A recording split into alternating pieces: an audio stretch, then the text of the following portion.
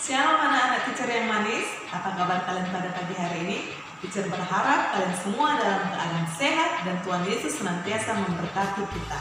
Nah anak-anak, hari ini kita akan melanjutkan pembelajaran kita dari pertemuan yang lalu. Hari ini kita memasuki tema 4, subtema 1, pembelajaran 3 dan pembelajaran keempat.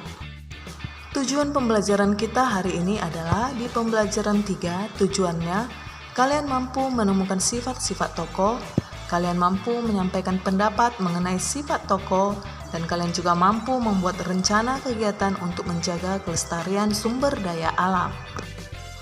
Tujuan pembelajaran 4, kalian mampu memberikan pendapat tentang sikap tokoh dari cerita yang sudah kita baca. Kalian juga mampu memberikan pendapat tentang sikap yang sesuai dan kurang sesuai dengan sila pertama Pancasila dengan benar. Nah anak-anak, sekarang silakan buka buku tematik tema 4 halaman 21. Kita memasuki pembelajaran 3. Teacher bacakan, warisan budaya Indonesia yang dikenal dunia tidak hanya batik. Di bidang olahraga, pencaksilat juga merupakan warisan budaya yang mendunia. Tahukah kamu pesilat Indonesia? Nah, ternyata pesilat Indonesia yang sudah mendunia itu ada, namanya Iko Uwais. Iko Uwais adalah salah satu atlet silat Indonesia. Ia telah menekuni dunia silat lebih dari 10 tahun.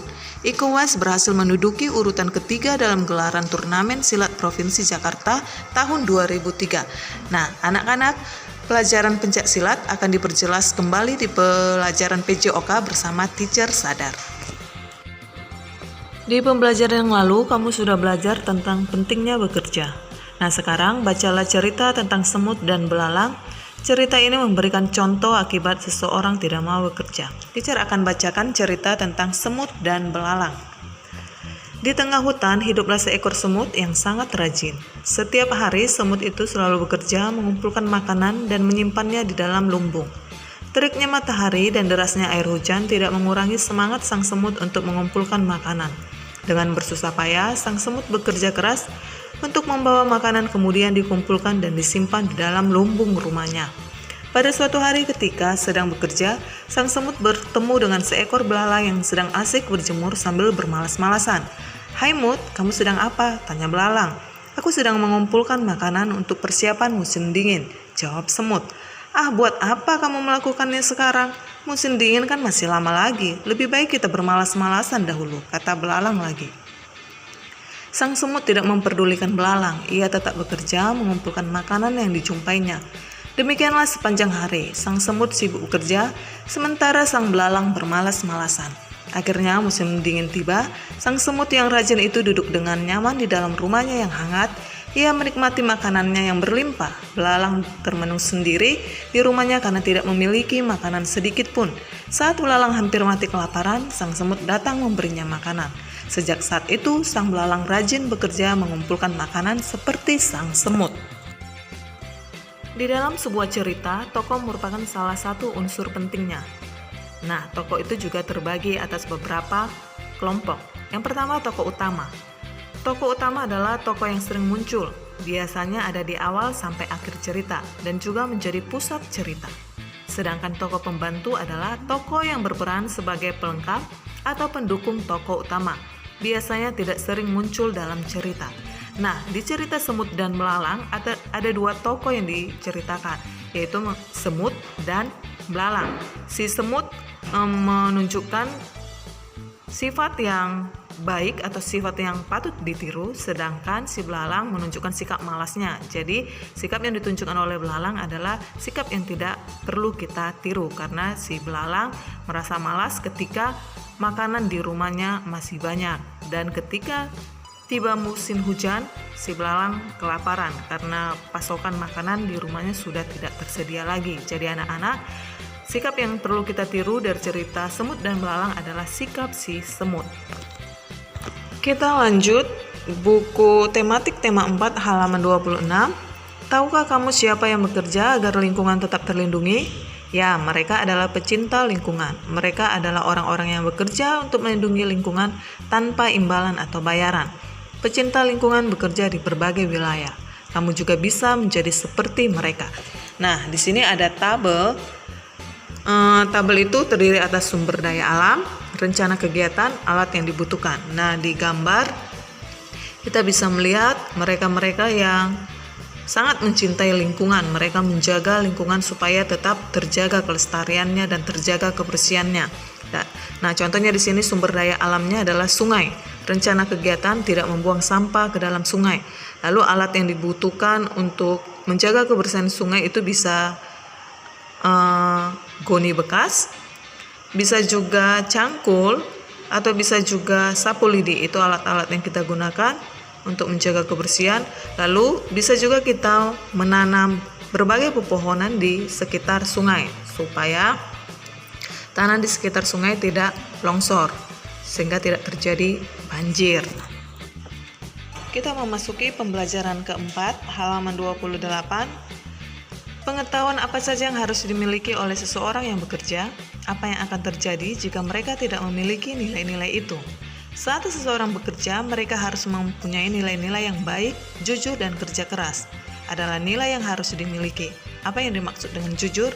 Apa contohnya? Ayo simak cerita pendek berikut ini. Teacher akan bacakan cerita tentang pemimpin idola pemimpin yang jujur, halaman 28 hingga halaman 29. Ida temanku sebangku, mungil, berkulit hitam manis, tidak banyak bicara dan pandai, itulah cirinya.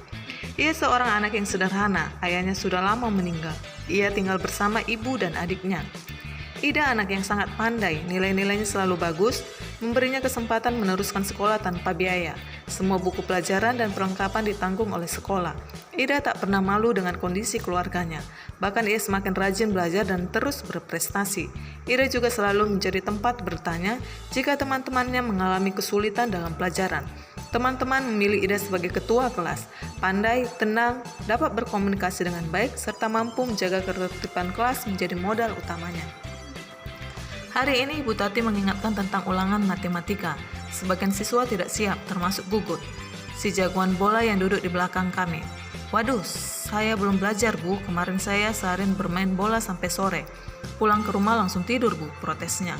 Ulangan tetap berlangsung, Gugut tersa. Ia menengok ke kiri dan ke kanan. Tiba-tiba ditendangnya kursi Ida dari belakang. Shh, Ida, bantu aku dong, geser sedikit ke kiri agar aku bisa melihat jawaban di kertas ulanganmu, pinta Gugut. Ida bergeming, ia hanya menggelengkan kepala pelan tanpa menengok ke belakang. Gugut mengganggunya lagi. Ayo dong Ida, sekali ini saja. Nanti aku beri kamu uang 10.000 rupiah. Kamu bisa jajan kue di kantin, rayunya. Gugut tahu benar Ida tidak pernah jajan di kantin. Ibunya tidak memberinya bekal uang jajan. Ida selalu membawa sebungkus nasi dan lauk dari rumah, namun di luar dugaan Gugut, ia tidak terusik. Sekali lagi, ia menggelengkan pelan. Sampai waktu berakhir, Gugut terpaksa menyerahkan kertas ulangannya dengan lunglai. Pada waktu istirahat, Ida menghampiri Gugut. Maaf ya Gugut, aku bukan tidak ingin membantumu. Menyontek dan memberi contekan kepada teman adalah perbuatan tidak jujur. Bahkan perbuatan tersebut bisa dianggap sebagai korupsi kecil-kecilan, katanya kepada Gugut. Ida, masa menyontek sekali saja dianggap korupsi? Setauku korupsi nilainya miliaran dan hanya dilakukan oleh pejabat berkuasa, kata Gugut. Gugut, justru kita harus melatih diri. Korupsi dan menyontek sama-sama mengambil hak orang lain, bernilai kecil atau besar, tetap saja tidak jujur. Kita membiasakan diri bertingkah laku lurus. Mudah-mudahan ketika besar nanti kita tidak akan tergoda untuk melakukan korupsi. Nah, dari cerita pemimpin idola, pemimpin yang jujur, kita bisa melihat bahwa menyontek adalah salah satu contoh dari perbuatan tidak jujur, atau itu adalah salah satu contoh perbuatan korupsi. Jadi anak-anak, kalian bisa membedakan mana perilaku-perilaku yang patut ditiru dan mana perilaku-perilaku yang tidak patut ditiru. Dan kalian juga bisa membedakan mana tokoh yang baik dan mana tokoh yang tidak baik. Untuk dapat memberikan pendapat terhadap perilaku tokoh, kita dapat melakukan dengan cara yang pertama, membaca dengan seksama atau dengan sungguh-sungguh jalan cerita. Yang kedua, memperhatikan setiap perkataan dan perbuatan tokoh dalam cerita. Dan yang ketiga, memperhatikan gambaran lingkungan kehidupan dari tokoh dalam cerita.